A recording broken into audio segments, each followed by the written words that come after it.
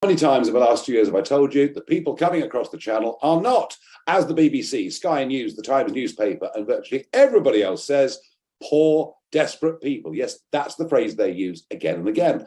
I keep saying, no, they're all young men, and many of them actually pretty aggressive when I've met them face to face in the channel and on Kent beaches, and indeed watched them walking up the ramp at Dover. But no, they're all poor, desperate refugees, and people like Nigel Farage are heartless and are not keeping the best traditions of this country alive. Well, my colleague, leader of Reform UK, Richard Tice, has, working with the Mail on Sunday, and somebody inside the establishment who's finally told us the truth, blown that literally out of the water, if you'll forgive the analogy. You see that Mail on Sunday headline, just look at it. For a period in July, 40% of those that came from Albania. And I showed you last week TikTok videos going around in Albania advertising for people to come. Well, after their successes of the last few days, have a look at these updated TikToks. So they're there, the Albanian national flag is there. They're basically saying, come on down, we're walking all over the Brits, and boy, aren't they. 1,500 Albanian criminals who were supposed to be sent back to Australia. Only 24 have been sent back. Albania is an a prospective EU member, already a NATO member. Loads of Brits go to Albania on holiday. I mean, no one from Albania qualifies to be a refugee in any definition at all, and we have the power to send people straight back there. There's no argument, there's no contest with it. Why are we not doing so? Well, we're through 18,000 so far for this year. And let's just bear in mind what this Albanian migration is all about. It's organised by very serious criminal gangs.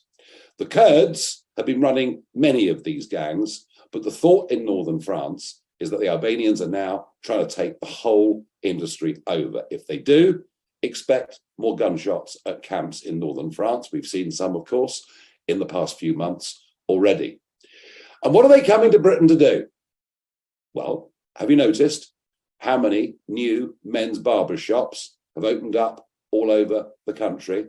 They say they're Turkish barbers, but you'll find in most cases they're actually run by Albanians.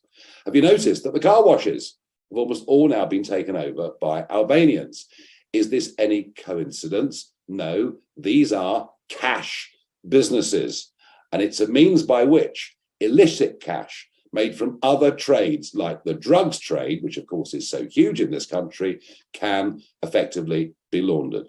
We're seeing a criminal takeover of many of the bad things, drugs and all that go with it in this country. We're seeing a criminal takeover from Albanian gangs. They're even more dangerous, even more sinister than the Romanian gangs who plagued London so much in the last few years. We're literally opening up the door to criminal enterprises who will then launder money and send it back to Albania. That is what's happened.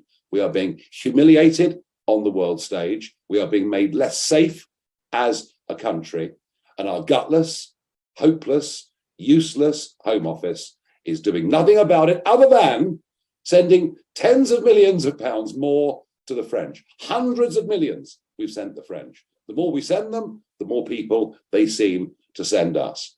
We absolutely must have these figures published regularly to tell us who's crossing the channel, not just to get it through a leak, through a whistleblower, which is obviously what has happened here. And can we please hear from Rishi Sunak or Liz Truss what they do about it?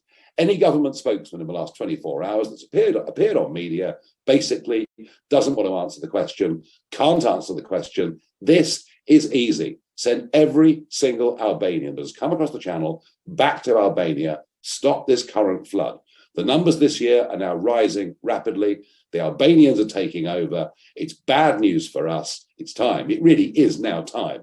Something was done, or I think if you ally that to the worsening cost of living crisis and everything that's going on, this government, whoever the next PM is, will be literally doomed.